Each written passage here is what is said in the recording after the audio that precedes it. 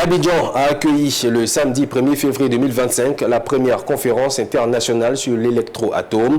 Ce rendez-vous international a donné l'occasion aux premiers responsables et inventeurs de cette technologie de faire le voyage d'Abidjan pour expliquer son fonctionnement.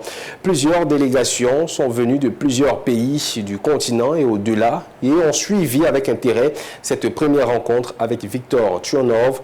Pierre Tebeu et Nokiao nous présentent cette nouvelle invention qui va éclairer notre quotidien.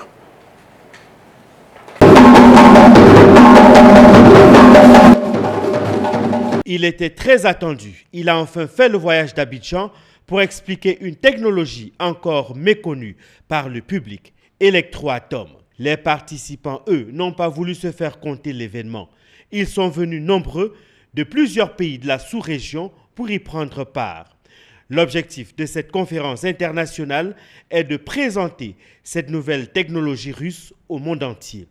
Une technologie qui attire de nombreux passionnés de l'électricité et curieux.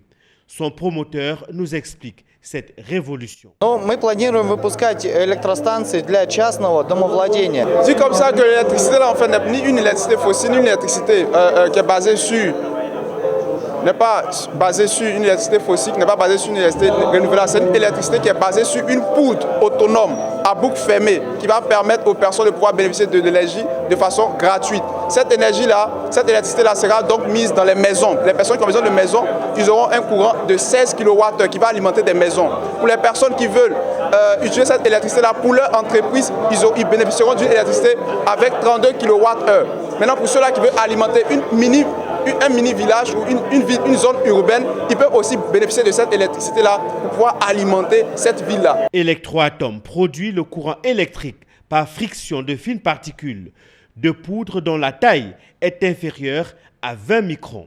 Il a été bien accueilli lors de cette conférence par les participants. En tant qu'entrepreneur, ce que nous attendons de l'électroatome, c'est que nous avons besoin que la compagnie puisse permettre d'avoir cette électricité qui est déjà à moins de coût. Le coût est donc négligeable parce qu'avec un rechargement, nous pouvons utiliser, n'est-ce pas, dans nos foyers, dans nos entreprises, pendant 6 à 8 mois, sans pourtant payer des factures et sans pourtant même remplacer la poudre qui est à l'intérieur, parce que la poudre, elle est réutilisable.